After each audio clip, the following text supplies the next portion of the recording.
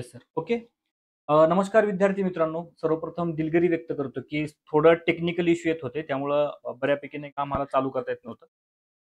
2 वेळेस नाही का ते चालू करायचं काम पडलं. पण कुठल्याही प्रकारचा वेळ न दडवता आजचे प्रमुख जे वक्ते आहेत, ते आपल्याला लाभलेले आहेत श्री ज्ञानेश्वर मुखेकर सर. त्यांचा थोडक्यात परिचय देतो. सरांचा आता मधून 707 रँक आहे, ऑल इंडिया रँक.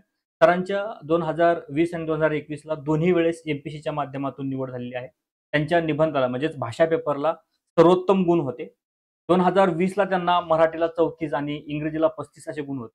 आणि नंतरच्या परीक्षेमध्ये त्यांना दोन्ही पेपरला मराठीला 33 आणि इंग्रजीला 33 असे दोन्ही प्रकारे त्यांनी एमपीसी मधल्या वर्णनात्मक पेपरला कायम असे गुण ठेवलेले आहेत. निबंध लेखनासंदर्भातल्या तात्विक चर्चा, भाषांतराच्या संदर्भातल्या तात्विक चर्चा आणि सारांश लेखनाच्या संदर्भातल्या विविध मार्गाने, उदाहरणार्थ पेपरच्या संदर्भातल्या विविध चर्चा होतात. वर्णनात्मक पेपर कसे लिहावे किंवा कसे अपील होतात, तपासणाऱ्या व्यक्तींचे काय मतं असतात किंवा आपण सुरुवात कशी करावी, एंड कसा करावा, या सगळ्या भूमिका सर आज व्यक्त करतील. त्यामुळे जास्त वेळ न घेता मी सन्माननीय सरांना आमंत्रित करतो, की सर इथून पुढचे सगळे सूत्र घ्यावेत आणि त्या विद्यार्थ्यांना संबोधित करा. धन्यवाद सर.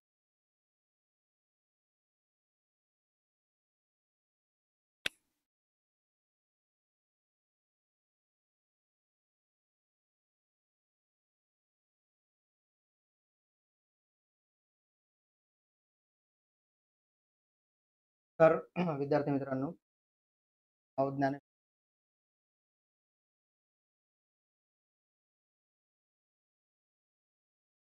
टॅक्स कार्यरत आहे. तो की आपला डिस्क्रिप्टिव्ह पेपर आहे एमपी मार्काचा. त्यांना कळलेलं आहे परीक्षा एवढी त्यावर असताना त्याबद्दल मी काही जास्त सांगत नाही, पण मला ज्या की सांगायच्यात मी त्याला सुरुवात करतो. सगळ्यात पहिलं तर मी क्लिअर करतो की ह्या लेक्चरमध्ये मी काहीही नवीन करायला किंवा साहित्य वाचायला सांगतो.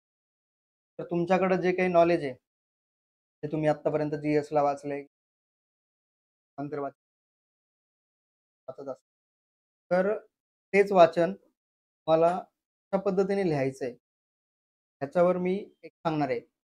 त्या लिहिण्याच्या पद्धतीत थोडेसे आपण बदल करूयात, जेणेकरून मला असं वाटतं की मोठा डिफरन्स क्रिएट होईल आणि तुमच्या डिस्क्रिप्शन पडेल. तर सगळ्यात इम्पॉर्टंट जो विषय आहे या वर्णनात्मक आहे निबंध लेखनाचा. मराठीला एक आणि इंग्रजीला एक, दोन निबंध पद्धती आहे ती एकच असणार आहे. तर लँग्वेजचा काय तो विषय आहे. आपण सुरुवात करूयात. हे एकदम बेसिक आहे की कुठल्याही निबंधाचे किती पार्ट असतात. 3 पार्ट असतात निबंध. त्याला आपण सब कॅटेगरायझेशन करून अजून सब टॉपिक करतो. सगळ्यात पहिलं असतं इंट्रोडक्शन, की त्याची सुरुवात कशी करता निबंध. त्यानंतर जसं की मेन बॉडी, त्यामध्ये तुम्ही आर्ग्युमेंट्स, काउंटर आर्ग्युमेंट्स, चॅलेंजेस काय त्या टॉपिकनुसार. Third thing is that conclusion. पूर्ण निबंधाचा एक समरी करून त्याला एक वेगळ्या प्रकारे म्हणजे आपण बघूयात पुढं कशा. तर हे एक 3 गोष्टी आहेत. तर ह्याच्यामध्ये सगळ्यात इम्पॉर्टंट गोष्ट जी असेल तर ती आहे इंट्रोडक्शन. मला असं वाटतं की तुम्ही फॉर एक्झाम्पल तुम्ही एखादा मूव्ही बघायला जाता. तर तो मूव्ही तुम्हाला बघायचा आहे की नाही हे जसं की ट्रेलर बघून ठरवता. तर समरी म्हणा किंवा एक रिव्ह्यू असतो की त्याच्यातून तुम्ही ठरवता की तो मूव्ही बघायचा आहे का नाही. त्याच टाईपमध्ये इंट्रोडक्शन पण जे आहे ते तुमचा एसे वाचणार आहे.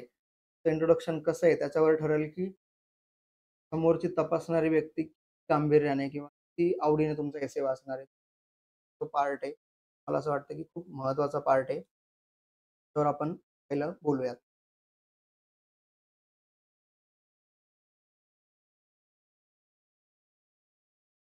तर मी एक माझं एक ऑब्झर्वेशन आहे, जेवढे काही पेपर बघतो म्हणून. एक साधारण ट्रेंड आहे आपल्याकडे की इंट्रोडक्शन काहीतरी आपण सायन्स.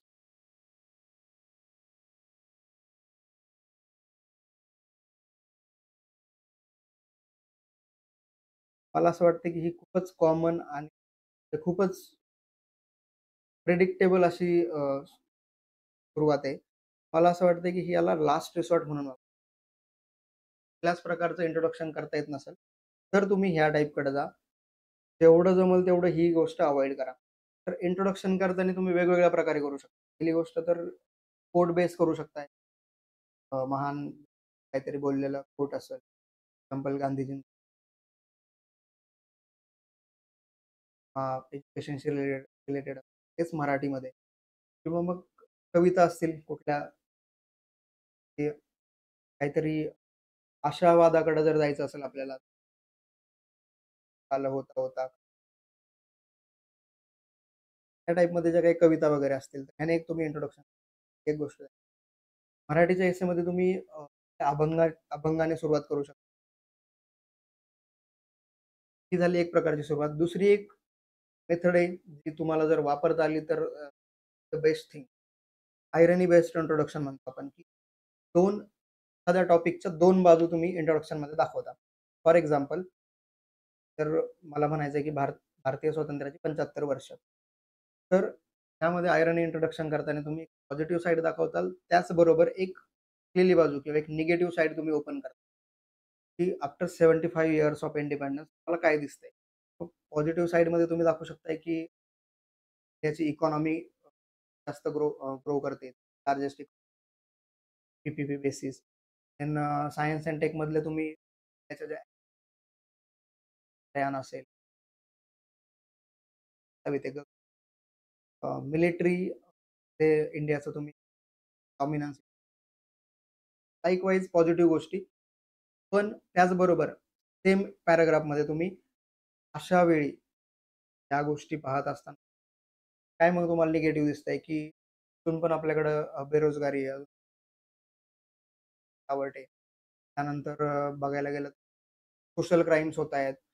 अजून देखील आपल्याकडं साऱ्या व्हलनरेबल सोसायटी आहे, की पोहोचलेलं नाही. एक निगेटिव्ह साइड. त्याला म्हणायचं आयरनी based introduction.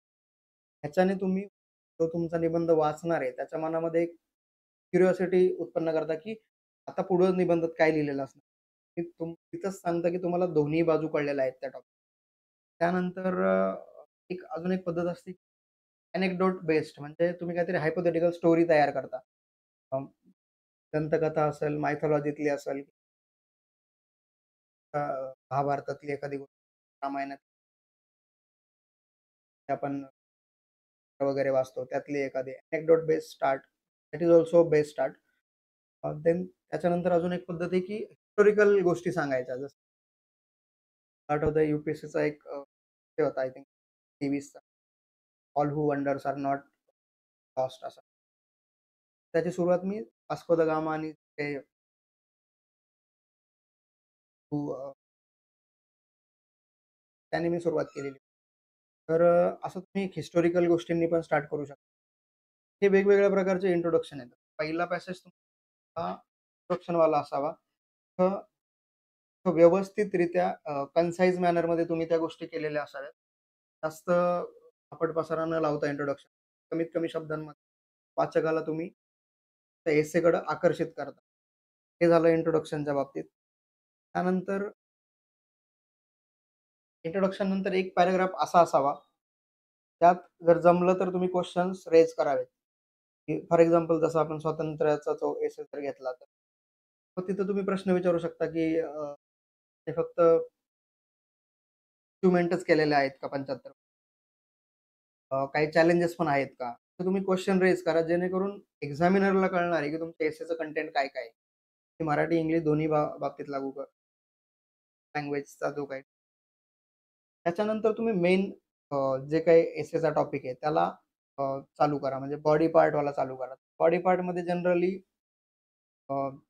Depends on the type of essay तुमचा बॉडी पार्ट चेंज होणार आहे एसे. पण त्यात काही गोष्टी कॉमन असतील. फॉर एक्झाम्पल मेन आर्ग्युमेंट काय आहे त्यामधला? निबंधातला मेन आर्ग्युमेंट काय आहे? तर तोच आपण एसे जर कंटिन्यू केला भारतीय स्वातंत्र्य 75. आर्ग्युमेंट काय आहे, की नो डाउट की आपण खूप पुढे आलोय. सुरुवात केली होती. पुढे आलोय. पण अजूनही आपल्याला जे काही आपले गोल येतं आपल्या मनाने जे काही ते ध्येय ठरवून दिलेत, आयडियल्स ठरवून दिलेत. ते गाठण्यासाठी अजूनही आपल्याला खूप मोठा प्रवास करायचा आहे. हे झालं मेन आर्ग्युमेंट. तर हे मेन आर्ग्युमेंट तुमचं एकदा डिफाईन करा. त्यानंतर त्या आर्ग्युमेंटच्या सपोर्टमध्ये फॉर एक्झाम्पल 3-4 आर्ग्युमेंट असतील, की मग यशस्वी भारत आहे, भारताने खूप काही कमावलंय असं जर कसं कमावलंय? तर मग ते 3-4 पार्टमध्ये तुम्ही डिव्हाईड करा. ते जमलं तर प्रत्येक ठिकाणी एक्झाम्पल्स वापरा. एक्झाम्पल्स हे एसेमध्ये खूप इम्पोर्टंट आहेत. तर जे म्हणणं आहे किंवा आर्ग्युमेंट आहे ते करण्यासाठी तर व्हेरी इम्पोर्टंट. त्यानंतर तुमच्या एसेची फ्लिप साइड दाखवा. ते तुम्ही पॉझिटिव्ह बाबी लिहिल्या किंवा तुमच्या एसेचं जे मेन आर्ग्युमेंट आहे त्याच्या फेवरमध्ये पकडून चाला की 70% बॉडी पार्ट लिहिला. 30% मध्ये तुम्ही फ्लिप साइड करा. म्हणजे कुठलाही एसे असेल, तर त्याचं जे 180 डिग्री टर्न करून त्याची जी दुसरी बाजू आहे ती दाखवा. फॉर एक्झाम्पल ऑनलाईन एज्युकेशनचा जर एसे पकडला आपण, तर ऑनलाईन एज्युकेशनचे मेन आर्ग्युमेंट येतील फायदे. एज्युकेशन का गरजेचं आहे? कसं गरजेचं आहे? त्याचे फायदे काय? पण ज्यावेळी तुम्ही फ्लिप करता, नाण्याची दुसरी बाजू दाखवता, त्यावेळी ऑनलाईन एज्युकेशन हे पुस्तके किंवा ह्याचे चॅलेंजेस काय-काय येतं, तर हे दाखवायला विसरू नका. मेन बॉडी पार्ट तुमचा ह्या 2 पॉइंटमध्ये डिव्हाईड झालेला पाहिजे. तो डिव्हाईड कसा करायचा ह्याचे वेगळे-वेगळे एक आहे horizontal coverage of the point. त्याला पेस्टल अप्रोच म्हणतात काही लोकं. तर इथं तुम्ही काय करता, की प्रत्येक सेगमेंटमधला पॉलिटिकल असेल, सोशल असेल, इकॉनॉमिकल असेल, त्याचा आधार घेऊन तो पॉइंट जस्टिफाय करता किंवा तुमचं main argument justify. For example social जर बघितलं तर ऑनलाईन एज्युकेशन काय म्हणता येईल आपल्याला, की सोशल रीच वाढवणारे एज्युकेशन. इकॉनॉमिकल म्हणलं तर ते आज जर बघितलं तर private education but with the use of online medium, one can easily access the quality education in a lesser or cheaper cost. So असे पॉइंट तुम्ही जनरेट करा. वेगवेगळा स्पेअर पकडा. पॉलिटिकल स्पेअरमध्ये काय त्याचे, सोशलमध्ये काय असतील, इकॉनॉमिकलमध्ये काय असतील आणि हे सगळं करताना 2 गोष्टींना अजिबात विसरू नका.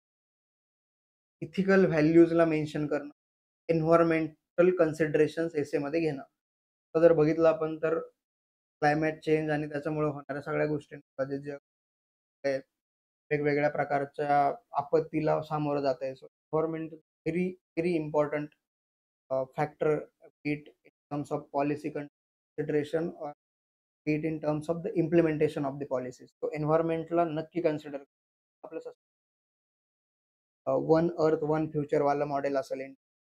तर ह्या गोष्टी तुमच्या त्या पॉइंटमध्ये आल्या पाहिजेत. त्याला साजेसे असे एक्झाम्पल्स शोधा. एक्झाम्पल्स काय असे खूप भारी असावेत अशा नाही, तुमच्या डे टू डे लाईफमध्ये तुम्ही ऑब्झर्व्ह करीत असले तरीही चालेल. ऑनलाईन एज्युकेशनबद्दल तुम्ही तुमच्या गावातल्या मुलांना काय लिहिलं विदाऊट मेन्शनिंग, त्या ऑब्झर्वेशन्समधून पण तुम्ही लिहू. हे झालं हॉरिझॉन्टल कव्हरेज. एक असतं व्हर्टिकल कव्हरेज. व्हर्टिकल कव्हरेज म्हणजे काय, तर तुमच्या स्वतःपासून चालू करा आणि ग्लोबल लेव्हलला घेऊन जा.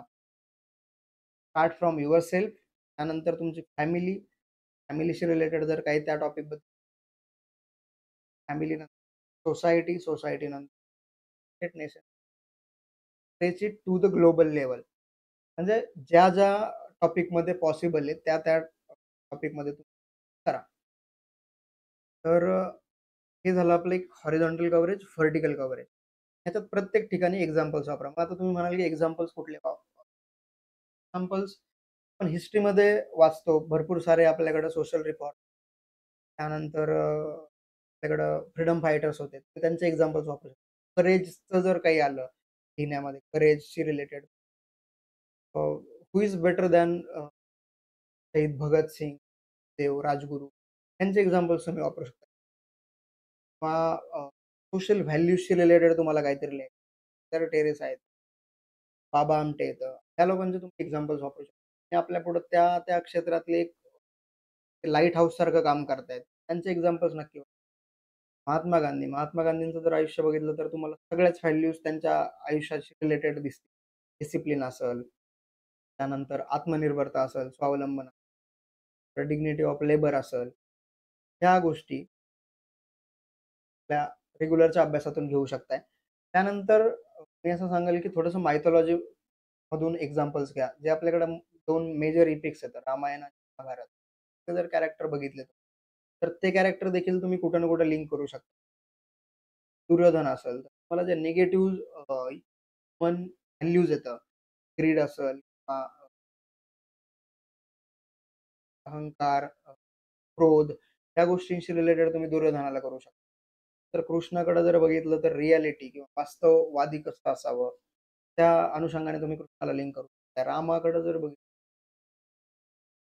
तर त्यांच्याकडून आपल्याला काय कळतं, की लिमिट कुठं असावीत म्हणजे मर्यादा पुरुषोत्तम आपण त्यांना ते म्हणतो. तर असं हे जे महाभारत असतं, रामायण असतं, ते वेगवेगळे कॅरेक्टर येतात. त्यांचे एक्झाम्पल्स लिहू कुठलं पुस्तक वाचलं असेल, कुठलं मूव्ही वाचला असेल. पण you can start your essay with the movie, any relevant movie relating to that topic. तर ते तिथून चालू करू शकता. फॉर एक्झाम्पल वुमन एम्पॉवरमेंट असेल किंवा वुमन सेफ्टीशी रिलेटेड असेल. एक अहल्या नावाची शॉर्ट फिल्म आहे.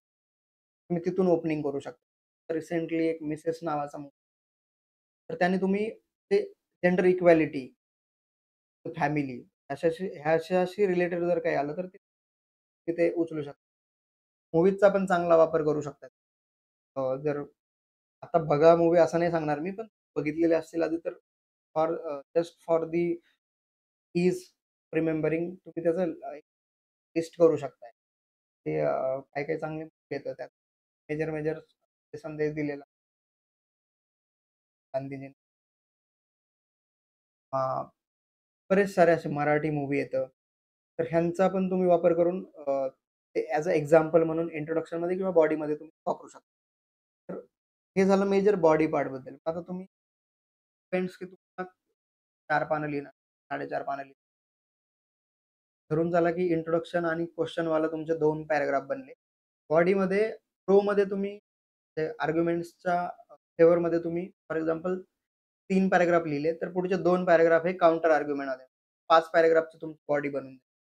त्यानंतर सगळ्यात इम्पोर्टंट जेव्हा आपण काउंटर लिहितोय, तेव्हा आपण चॅलेंजेस लिहितोय, की जे आपले ठरवलेले उद्दिष्ट आहेत, तर ते का अचीव्ह होत नाहीत. For example online education. तर चॅलेंजेसमध्ये काय लिहितोय आपण, की ते का सगळ्यांना ॲक्सेसिबल नाहीये, ते का सगळ्यांना अफोर्डेबल नाही किंवा ते का सगळ्यांसाठी अवेलेबल नाहीये. तर हे चॅलेंजेस जेव्हा लिहितो आपण टिप साइडमध्ये, त्याची नेक्स्ट साइड म्हणतोय किंवा other side of the coin म्हणतोय.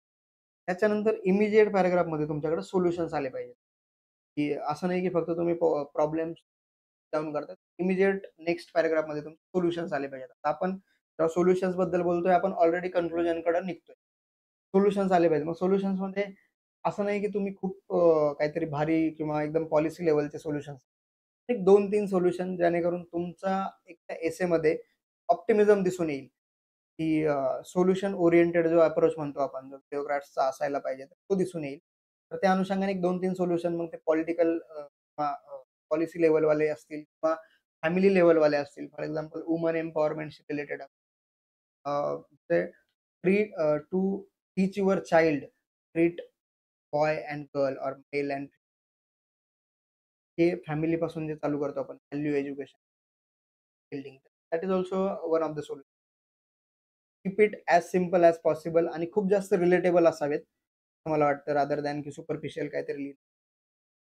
आफ्टर सोल्युशन एक पॅराग्राफमध्ये समराईज करा एसेला.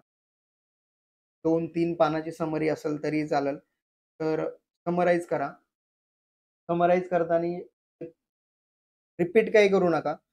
एक वेगळ्या शब्दामध्ये एक 2-3 ओळीमध्ये मेन आर्ग्युमेंट, काउंटर आर्ग्युमेंट आणि एक सोल्युशनवाला असं एक थोडंसं छोटीशी समरी करा. आणि कन्क्लुजन करताना आता जर मी एक्झामिनर आहे, तर पूर्ण एसे वाचलाय तुम्ही. इंट्रोडक्शन छान केलं होतं. बॉडी पार्ट पण तुम्ही छान, छान, छान लिहिलंय. पण आत्ता मला तुम्हाला मार्क द्यायचे आहेत. तर the last thing which I am going to read is the conclusion. कन्क्लुजनचा एक लाँग लास्टिंग इम्पॅक्ट असतो एक्झामिनरवर. इमिडिएट म्हणजे मार्क्स देताना त्याच्यावर तो इम्पॅक्ट राहून जातो. आता मूव्ही असेल तर त्याचा मूव्ही रटाळ जरी असेल, पण क्लायमॅक्स जर बेस्ट असेल, तर जसं प्रेक्षक बाहेर येताना एकदम झालं बाबा पैसे वसूल झाले किंवा एंटरटेनमेंट झालं, त्या फिलिंगनी येतात. तर तीच काहीशी फिलिंग मला असं वाटतं एक्झामिनरची असायला पाहिजे. तर हे पूर्ण जरी थोडासा असा बॅलन्स्ड असेल, एव्हरेज असेल, कन्क्लुजन मेक शुअर की कन्क्लुजन थोडंसं इम्पॅक्टफुल असावं. कन्क्लुजन करताना पण वेगवेगळ्या पद्धतीने आपण सेम ॲज अ इंट्रो. फक्त कन्क्लुजन करताना ते कोट असतील ते थोडेसे ऑप्टिमिस्टिक असावेत. की परत गांधीजींचाच quote. Cause drops in the ocean, same case with the so असे काहीतरी पॉझिटिव्ह कन्क्लुजन असावे, जेणेकरून तुम्हाला एक ऑप्टिमिझम दिसेल. प्रॉब्लेम सांगितले, तुम्ही 2 बाजू सांगितल्या, तुम्ही सोल्युशन सांगितलं. कन्क्लुजनमध्ये पण थोडंसं एक नाविन्य असावं आणि एक आशावाद दिसावा तुमचा.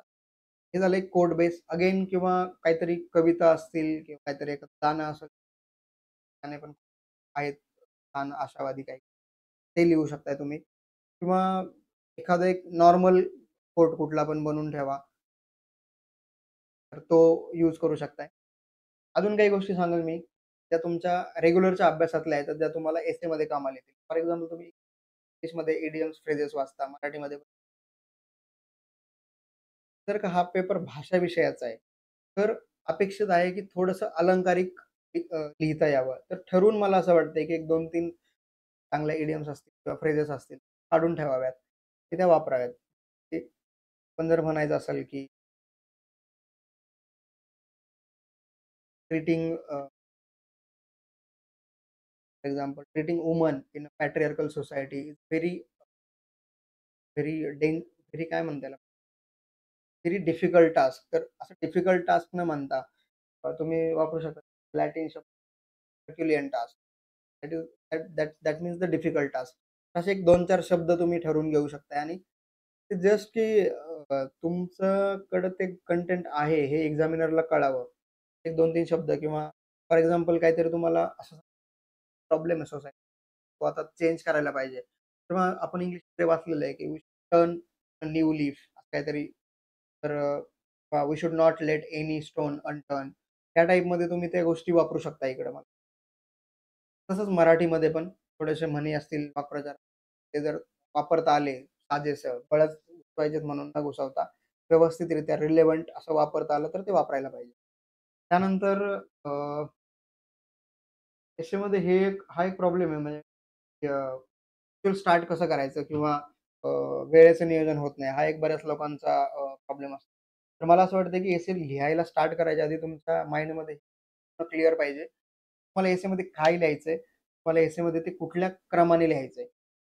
तर यू-पी-एस-सीमध्ये एक 1.5 तासाचा एसे असतो. 1.5 तासाला तुम्हाला 1 एसे लिहायचा असतो. त्या 1.5 तासातले ऑलमोस्ट 20-25 मिनिटं लोकं ते ब्रेनस्टॉर्मिंग करण्यात आणि स्ट्रक्चरिंग करण्यात घालतात. तर तुम्ही एकदा पेन ठेवला, की परत तुम्हाला हे विचार नाही करायला लागला पाहिजे, की तुम्हाला काय लिहायचंय? पूर्ण तुमच्याकडे रेडी करून ठेवा. एवढी टाईमची लक्झरी नाहीये आपल्याकडं. पण मला असं वाटतं, की 10 मिनिटं तरी व्यवस्थित ब्रेनस्टॉर्मिंगला दिले पाहिजे. 10-15 मिनिटं. आणि सगळ्यात इम्पोर्टंट ब्रेनस्टॉर्मिंग करताना इंट्रोडक्शन, कन्क्लुजन असं लिहिलं आणि लगेचच्या लगेच त्याच्यावर विचार करू नका. तसंच असेल एकदम व्यवस्थित इंट्रोडक्शन, कन्क्लुजन तर लगेच लिहून घ्या. पण जर नसेल सुचत, तर तुम्ही बॉडी पार्टकडे जा एसेच्या. तिथं ब्रेनस्टॉर्मिंग करा आणि ते ब्रेनस्टॉर्मिंग करताना असं बऱ्याचदा होतं, की तिथं तुम्हाला छान एक्झाम्पल सुचतात, छान कोट सुचतात. तर तो तुम्ही इंट्रो किंवा कन्क्लुजन म्हणून वापरा. तर ब्रेनस्टॉर्मिंग करा, प्रॉपर स्ट्रक्चरिंग करा. 1, 2, 3 असं काहीतरी लिहा किंवा त्याला बाण दाखवा मला ह्याच्यानंतर हा पॉइंट की जेव्हा तुमच्या माइंडमध्ये पूर्ण क्लिअर होईल, त्यात एसे लिहायला चालू करा. आणि डिपेंड्स तुम्हाला बाकीच्या सेक्शनला किती वेळ लागतोय पण. सिन्स एसेला जास्त मार्क येतं, तर एसेला जेवढा जास्त वेळ देता येईल तेवढा द्या. वेळेचं नियोजन प्रत्येकाच्या फार वेगळं असणार आहे. त्यामुळे ते मला असं वाटेल की तुमच्या लेव्हलला ठरवा, पण एसेला जास्त वेळ द्या. त्यानंतर एसेनंतर आपल्याकडे दुसरा इम्पोर्टंट एलिमेंट आहे. आता ह्याच्यामध्ये काही असं रॉकेट सायन्स नाही. सारांश लेखन. तरी पण काही-काही गोष्टी आहेत त्यात. जसं की सारांश लेखनमध्ये लोकांना प्रॉब्लेम येतो, की काही-काही गैरसमज आहेत आपल्याकडे. त्यातलेच 1-2 ओळी काढून त्याला सारांश लेखन नाही ॲक्चुअली. सारांश लेखन म्हणजे तो जो उतारा आहे, तो तुम्ही वाचलाय, तुम्हाला कळलाय. आता तो तुम्ही दुसऱ्या माणसाला एक सोप्या शब्दात सांगता. तर धरून झाला की कोणीतरी शाळेतला मुलगा आहे, भाऊ असेल छोटा, तर त्याला तुम्ही तो उतारा समजावून सांगा. त्याला कुठल्या भाषेत समजेल आणि त्याला कसं सांगितलं म्हणजे त्याच्यापर्यंत त्या उतार्याचा जो मूळ गाभा आहे तो पोहोचेल. तर हे म्हणजे सारांश लेखन. तर त्यात पहिलं तर व्यवस्थित उतारा वाचून घ्या. त्याची काय मूळ संकल्पना आहे, मेन थीम काय आहे त्या उताऱ्याची. मुळात हे उतारे थोडेसे टफ असतात. भाषा पण थोडीशी हेवी असते. व्यवस्थित शांत डोक्याने वाचून घ्या. मूळ संकल्पना समजून घ्या. बऱ्याचदा असं होईल की सगळ्या गोष्टी कळणार नाहीत, बट कोर थीम कळली पाहिजे. त्याच्या अराउंड तुम्हाला लिहिता आलं पाहिजे. आणि मग त्यातले ते इम्पोर्टंट वर्ड्स असतील, ते वर्ड्स पिक ते तुमच्या सारांश लेखनात आले पाहिजेत. तर त्याला सबस्टॅन्शिएट करण्यासाठी जे उदाहरणं वापरली ते वेगवेगळे एक्स्ट्राचं जे राइटअप आहे ते कट करा. पण मेन राइटअप जे आहे ते लिहिता आलं पाहिजे असं मला वाटतंय. आणि थोडंसं वाक्य पूर्णच्या पूर्ण जसंच्या तसं वापरू नका. मेन थीम वापरा, मेन वर्ड्स घ्या त्यातले. वाक्य थोडंसं तुमच्या भाषेत मोल्ड करायचा प्रयत्न करा. जेणेकरून ते खरंच सारांश लेखन वाटेल आणि असं नाही की वन थर्ड फक्त कट शॉर्ट करून तर असं नकोय. ते इथं सांगितलंय की मुख्य मुद्द्यांची निवड करा. अनावश्यक उदाहरणे, वर्णन, आकडेवारी ह्या गोष्टी वगळल्या पाहिजेत. मेन क्रक्स तेवढा आला पाहिजे. आणि सारांश लेखनमध्ये तिथं दिलेलं असतंय का शब्दांचं. तर मग जर वेळ असेल तुमच्याकडे मला असं वाटतं ही चांगली प्रॅक्टिस आहे, की खाली एक बॉक्समध्ये मूळ करातील शब्दांची संख्या आणि सारांश लेखनाची मोजता येते, पण एक्झामिनरला काम अजून जरा सोपं करून त्याचं काम जर तुम्ही वाढवलं तर तेवढंच त्या पर्सेंटेजमध्ये तुमचे मार्क कमी होतील. त्याला जेवढं इझिली देता येईल तेवढं इझिली द्या. त्यानंतर सारांश लेखनात परिच्छेदाची मांडणी. माझं असं परिच्छेद करू नयेत सारांश लेखनात. कारण की ते शब्द मोजून दिलेले असतात. परिच्छेद केला तर तुमचे ते ब्लँक स्पेसेस पण काउंट होतील. काय असं मला वाटतं. त्यामुळे परिच्छेद करू नयेत. अपेक्षित नाहीये ते. शीर्षक द्यायचं असतं आपल्याला तर ते शीर्षक थोडंसं जर सुचलं अलंकारिक काहीतरी त्यातून. ते मला आठवतंय टेरेसांचं एक सारांश लेखन होतं. 20ला किंवा 21ला एक्झॅक्टली पण ते काहीसं असं होतं की त्यांचा सण असतानाचा प्रवास त्या कशा त्या सोशल वर्ककडे वळल्या. मग मी त्याला असं दिलं होतं की a nun turn into the mother ह्या टाइपमध्ये. म्हणजे तुम्हाला जर देता आलं असं एकदम क्रक्समध्ये काहीतरी तर ते द्या. अदरवाईज त्यातलंच जे मेन कोर थीम आहे तुम्हाला कळली तर ते वन वर्ड किंवा वर्ड्सचं शीर्षक चालेल. त्याच्यात जास्त वेळ घालवू नका. त्यानंतरचा पार्ट येतो आपल्याकडे भाषांतर. भाषांतरामध्ये काय-काय अपेक्षित आहे तर पहिली गोष्ट मूळ आशय अचूकपणे पोहोचवणे. त्यानंतर व्याकरण, भाषाशय, सांस्कृतिक योग्य शब्द. तर भाषांतरामध्ये बऱ्याचदा प्रॉब्लेम काय होतो, की काही-काही शब्द असे असतात, जे आपण इंग्लिशमध्येच नेहमी वाचलेले असतात. त्याचा आपल्याला मराठीतला अर्थ, मराठीतला पारिभाषिक शब्द नसतो माहिती. तर मला असं वाटतंय, की जर अशी वेळ आलीच, जर तुम्ही स्टक झालेच, तर एकतर अल्टरनेटिव्ह शब्द वापरा. अदरवाईज जसाच्या तसा शब्द तुम्ही तो मराठीत लिहिला तरीही चालेल. सिलेंडर शब्द सिलेंडरचं नाही माहिती बऱ्याच काय म्हणतात. सिलेंडर असं लिहिलं तरी अदर दॅन फ्लप करण्यापेक्षा आणि काहीतरी वेगळं लिहिण्यापेक्षा. तर ही एक गोष्ट आहे. दुसरी गोष्ट वाक्य रचना वगैरे ज्या काळात लिहिले असतील ते एक मेन्शन ते लक्षात असू द्यात.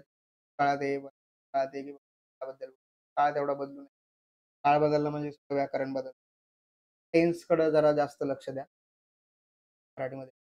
त्यानंतर अजून एक गोष्ट असते, की फॉर एक्झाम्पल एखाद्या पुस्तकाचं नाव दिलंय मला पॅराग्राफमध्ये. त्या पुस्तकाचं नाव तुम्हाला इंग्लिश मराठीत किंवा मराठीतलं ते तुम्ही ॲज इट इज लिहिलं तरीही चालेल. जसं एखादं नाव ते जसंच्या तसं मराठीत लिहिलं तरीही चालेल. म्हणजे देवनागरीमध्ये. ते बदलायची गरज नाहीये. म्हणजे ज्या गोष्टी स्टँडर्ड येतात त्या बदलू नका. त्यानंतर असं भाषांतरामध्ये वेगळं असं काही नाहीये.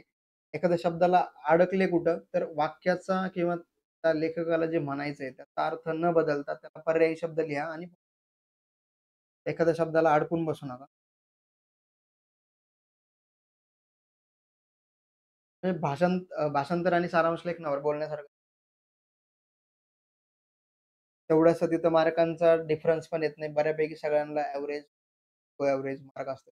पण निबंध तुमचा खूप जास्त डिफरन्स जस्ट तुम्हाला जरा आयडिया यावी, की हे झालं आपण बोललोय, पण दुसरा एक पार्ट आहे, की प्रेझेंटेशनवाला. तुमचा एसे कसा असावा? म्हणजे हस्ताक्षराबद्दल मी बोलत नाही. हस्ताक्षर तुमचं वाचता येण्याजोगं असेल तर दॅट्स इट. ते काही खूप छान असावं अशी काही अपेक्षा नाही. पण तेच हस्ताक्षर व्यवस्थितरित्या प्रेझेंटेबल कसं बनवू शकताय पेपरला. तर पेपर समोरच्याला वाचावा असा वाटला पाहिजे. तर त्यासाठी मी जरा माझेच दिलेले 2 पेपर आहेत. एक सॅम्पल म्हणून दाखवलं जेणेकरून तुम्हाला एक आयडिया येईल आणि मला पण व्यवस्थितरित्या हा पहिला पेपर आहे मराठीचा. हा 2020 चा पेपर आहे. तुम्हाला एसेला 19 मार्क आलते. सारांश भाषांतर. भाषांतराला 10 आणि सारांश लेखनाला 5.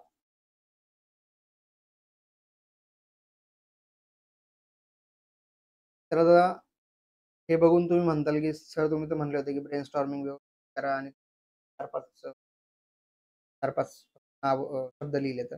माझं असं आहे, की थोडंसं यू-पी-एस-सीच्या प्रॅक्टिसमुळे एसे घ्यायची चांगली सवय आहे. तर मी जास्त काही रफ वर्क न करता पण बऱ्यापैकी लिहिण्याची सवय आहे मला. त्यामुळे मी केलं नाहीये इथं जास्त. तरी देखील काही पॉझिटिव्ह, निगेटिव्ह असं म्हणजे एक ठरवून ठेवलं होतं, की काय-काय लिहायचंय. या पद्धतीने तुम्ही थोडंसं जरा जास्त वेळ घेऊन करा, पण व्यवस्थित ब्रेनस्टॉर्मिंग करा.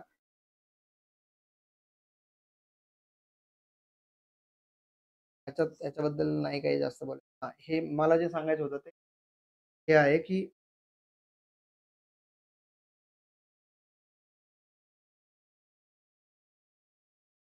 हे उत्तरातील शब्दसंख्या आणि सारांश लेखनाचे हे तुम्हाला जर लिहिता आलं तर अवश्य लिहा. जरासा ईझी होऊन जातं एक्झामिनरला पण चेक करताना. मला मेन तुम्हाला दाखवायचं ते एसे.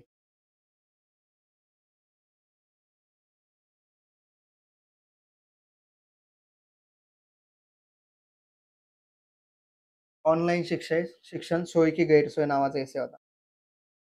सगळ्यात पहिलं तर जर टायटल लिहिताय तर त्याला थोडंसं व्यवस्थित बॉक्स वगैरे करा. जी काही पद्धत असेल ती, पण ते थोडंसं एक अट्रॅक्टिव्ह वाटू द्या, जरा व्यवस्थित दिसू द्या ते. मी जी सुरुवात केली होती ती एक न्यूजपेपरमधलीच बातमी होती, पण तिला मी थोडंसं गोष्टी रूपात केलं होतं. अनेक्डोटवाला स्टार्ट म्हणलं. त्या विषयाने केलं होतं. अनेक्डोट दिला, की बाबा एका मुलीला ऑनलाईन शिक्षणाचा ॲक्सेस घेण्याकरता कसं डोंगर चढून तिला वरती जायला लागतंय, कारण की नेटवर्कचा प्रॉब्लेम होता.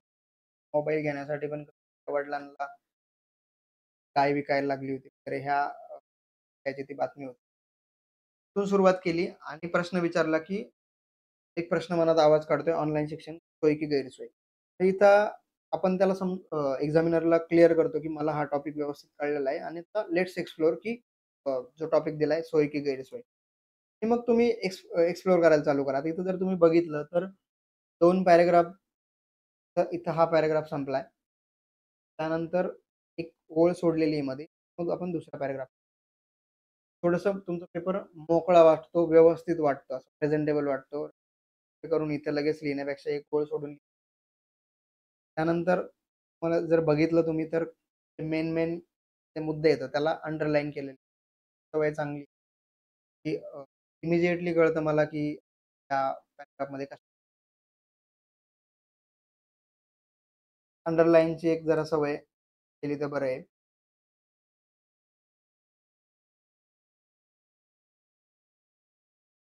अ, ते आय थिंक सरांच्या टेलिग्राम चॅनलवर पण हा पेपर अवेलेबल. मला फक्त तुम्हाला दाखवायचं आहे, की आपण त्या पेपरला प्रेझेंटेबल कसं बनवू शकतो. पॅराग्राफ संपला, की एक ओळ सोडून द्या. पॅराग्राफ जास्त मोठे न करता छोटे-छोटे करा.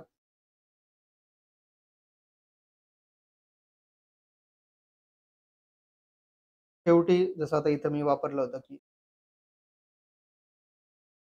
गांधीजी म्हणायचे, "असे जगा जणू काही त्याचा दिवस काय नाही असे काळासाठी जगा." हा इंग्लिशमध्ये कोट होता, जो मी मराठीत ट्रान्सलेट करून लिहिला होता. तर मग असं तुम्ही काहीतरी एक लास्टला कोट बेस्ड म्हणा किंवा काहीतरी कविता वगैरे असेल, असं करून एक थोडंसं आशावादी शेवट करू शकताय. तर हे भाषांतराबद्दल म्हणजे जास्त काही सांगायचं सेम इंग्लिशचा पेपर आहे हा. 2020 चाच आहे. तर पण त्याला 19 मार्क होते.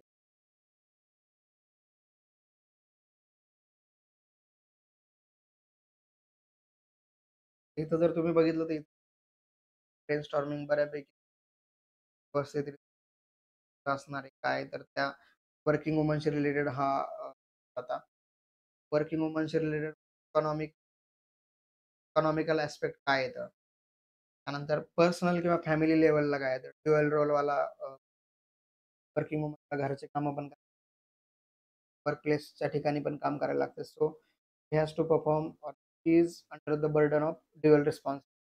त्यानंतर मेजर बर्डन शेअरिंग पण घरातलं जर ह्या ते काही-काही पॉइंट काढून ठेवले होते, की इथं काहीतरी गेट मिलेट्स एक पर्सनल पॉलिटिकल पॉलिटिकल सायन्स असं थोड्याशा त्या गोष्टी. त्यानंतर सोशल ॲस्पेक्ट काय येतं? ग्रीन आहे. आता हा मी जे मगाशी सांगितलं गॅपमधून तिकडचा आहे. ग्रीन आहे म्हणजे वाईट नजरा येतो. त्याला कसं फेस करायला लागतं. कसे इश्यूज होतात. त्यानंतर मी जे तुम्हाला सांगितलं, की अहल्या नावाची शॉर्ट फिल्म होती. ते मला याच्यात लिहायचं होतं. पहिलंच शॉर्टलिस्ट करतो. त्यानंतर वर्क प्लेसशी रिलेटेड काय-काय इश्यू. विशाखाची केस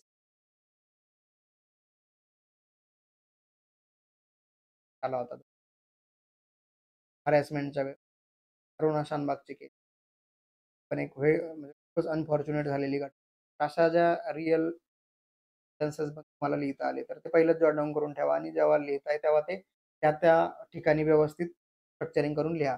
मग आता पॉझिटिव्ह केस स्टडीज लिहिल्या होत्या. कमिन्स एक एक्झाम्पल होतं, Wiproचं होतं. Benefit also very good step. त्यानंतर माझं असं होतं की आता इथे एक कोट होता, रोझा लक्झेंबर्ग म्हणून एक थिंकर होता. त्यांचा कोट होता.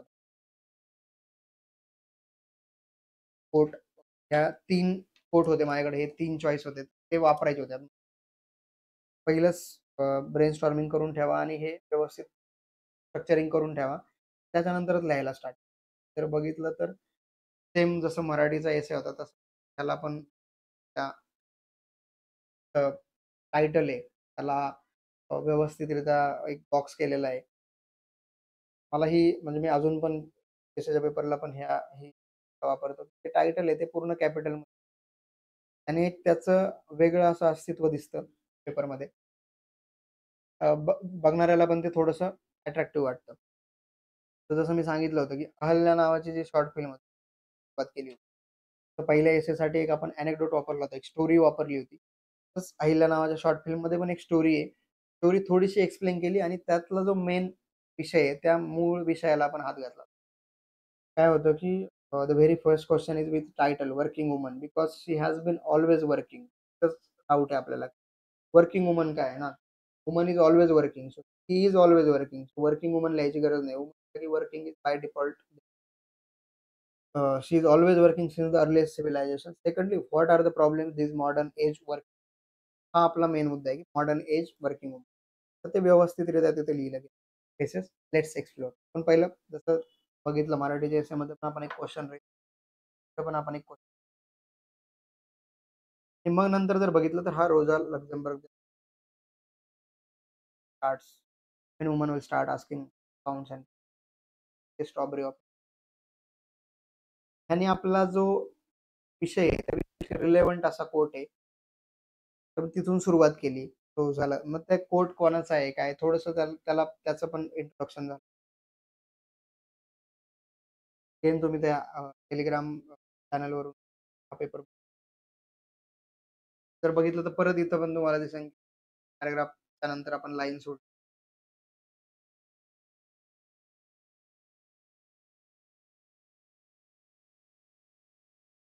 अगेन लास्टला कोट आहे. कोटने आपण एंड केलेला आहे. Betterment of human is possible and undesirable without the empowerment and half of the human. Again हा गांधीजींचा कोट आहे. कोट पण जर बघितलं तुम्ही माझ्याकडे जरा वेळ जास्त होता. माझं टाईम मॅनेजमेंट होत होतं व्यवस्थित. तो मी सगळ्या कॅपिटलमध्ये not expected.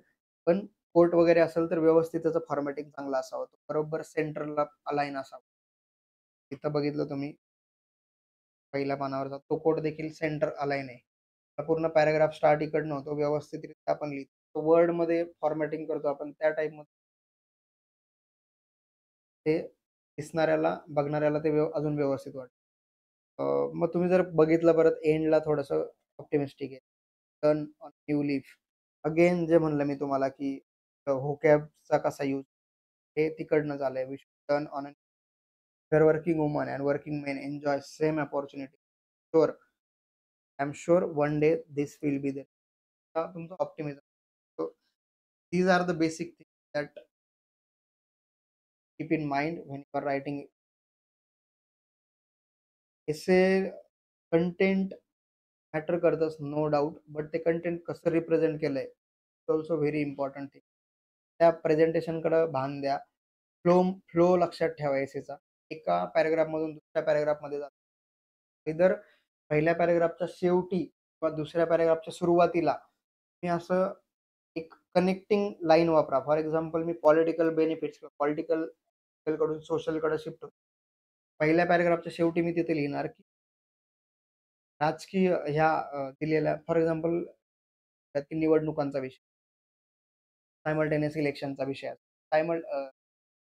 Apart from me असं शेवटला लिहीन त्या पॉलिटिकलवाल्या पॅराग्राफच्या, apart from the political impacts of the simultaneous, it does have social impact. म्हणजे वाचणाऱ्याला काय कळतंय, की नेक्स्ट पॅराग्राफमध्ये तो सोशल इम्पॅक्ट बद्दल, सोशल ॲस्पेक्ट म्हणतात कनेक्टर. हे कनेक्टर प्रत्येक पॅराग्राफच्या इधर शेवटी किंवा दुसऱ्या पॅराग्राफच्या स्टार्टिंगला. जसं की आता मी एखाद्या गोष्टीचे 4 पॉझिटिव्हज हायलाइट करतोय. तर मग जेव्हा मी लिहितोय, तेव्हा तिथं लिहिणार की फर्स्टली आणि मग इथं पहिला पॉझिटिव्ह येईल. त्यानंतर पॅराग्राफ सांगल्यानंतर apart from first advantage, it does have advantage like, हे झालं सेकंड. मग थर्डली एक थोडंसं व्यवस्थितरित्या फ्लो मेंटेन राहील वाचणाऱ्याचा. त्याला असं ॲब्रप्टली कुठेतरी आदळलाय. म्हणजे एखादा मूव्ही जर बघत असाल तुम्ही, तरच कुठेतरी फ्लॅशबॅकमध्ये घेऊन जातो, परत रिॲलिटीमध्ये. तर ते बघताना आपल्याला पण ते अनकम्फर्टेबल होऊन जातं आणि समजायला त्यात डिफिकल्ट होऊन जातं. ते क्रिस्टोफर नोलन सारखे होतच नाहीत. कितीही कंटेंट भारी असेल, किती मेसेज हेवी असेल, खूप मिनिंगफुल असेल, बट जर ते त्या ऑडियन्सला समजतच नसेल व्यवस्थित, त्याच्यापर्यंत त्या गोष्टी पोहोचतच नसतील, त्याचा युटिलिटी कमी होऊन जाते. तसंच आहे. कंटेंट किती व्यवस्थितरित्या पोहोचलं नाही, व्यवस्थित फ्लोनी जर ते गेलं नाही, तर that doesn't make any. So ह्या गोष्टी मला असं वाटतं, की जरा बघितल्या पाहिजेत. अगेन एक्झाम्पल्स वापरा असं म्हणलंय मी, but keep in mind that essay is not dumping of example. तर एक्झाम्पल्स पण पॉइंटला साजेसं रिलेव्हंट असं एक्झाम्पल असावं. भाषा खूप छान किंवा खूप एकदम फ्लॉवरी लँग्वेजेस असावी असं काही गरजेचं नाही. इफेक्टिव्ह लँग्वेज, साधे-साधे सेंटेन्स फॉर्मेशन, छोटे-छोटे सेंटेन्स. बऱ्याचदा असं होतं, की एखाद्या पॅराग्राफमध्ये 2च सेंटेन्स, मोठे-मोठे सेंटेन्स स्ट्रेच केलेले. सवय लागते जरा. तर मला असं वाटतं, की सिंपल सेंटेन्सेस ठेवा. छोटे-छोटे सिंपल बट इफेक्टिव्ह लँग्वेजमध्ये तुमचा जे काही आर्ग्युमेंट्स कन्वे करा. हे मराठी आणि इंग्लिश दोन्हीकडे पण लागू होतं. मराठी एकदम तीच ज्ञानेश्वरांसारखी प्राकृत मराठी पण घ्यायची गरज. सिंपल तुमची ती बोली भाषा आहे. थोडंसं तिला एक प्रमाण भाषेचं टच देऊन जर लिहिता आलं, दॅट इज व्हेरी गुड. अजून एक गोष्ट सांगेन, करता आली तुम्हाला तर that will be the best thing. Human touch जर देता आला तुमच्या कुठलाही असेल पण. जर ह्युमन फिलिंग्सशी रिलेटेड काही लिहिता आलं, की आता परत ऑनलाईन शिक्षणाचाच जर एसे बघितलं, तर आपण बघितलंय की इंट्रोमध्येच आपण एक ह्युमन टच दिलाय त्याला, की कसं त्या मुलीला त्या डोंगरावर जायला लागतंय. नेटवर्कचा ॲक्सेस घ्या. त्या वडिलांना इकॉनॉमिकल प्रॉब्लेम्स आहेत. सो ह्यानी काय होतं ना, की रिलेट होऊन जातात गोष्टी. तर तुम्ही वाचताना तुमच्या त्या ब्रेनपर्यंत जाता-जाता त्या हृदयाला पण कुठेतरी टच करतात. सो ह्युमन टच जर देता आला, मग फॅमिलीचा पर्स्पेक्टिव्ह देऊ शकता, व्हॅल्यूजच्या पर्स्पेक्टिव्ह देऊ शकता. थोडंसं अलंकारिकरित्या वापरून करता आलं तर best thing. This is from my side. जर तुमचे काही प्रश्न विचारले तरी चालेल.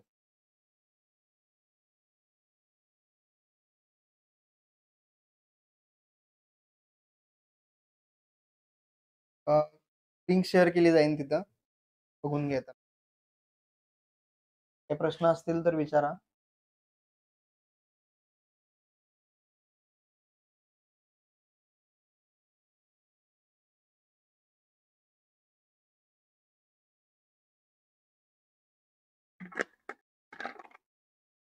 प्रश्न आहे की कोट्स वगैरे असं वाटतंय पण जर असा कोट सेंट्रली अलाइन केला, तर त्याला अंडरलाईन करायची गरज नाही. व्यवस्थितरित्या परत कोट आता इथं जर बघितलं तर कोट स्टार्ट करताना आपण एक ओळ सोडून दिली. कोट संपल्याच्या नंतर देखील एक तो that itself highlights your quote. Underline करायची गरज नाही. अति अंडरलाईन करणं पण ते नको वाटतं मला. इरिटेटिंग वाटतं जास्त. अंडरलाईन पण खूप सिलेक्टिव्ह असावी.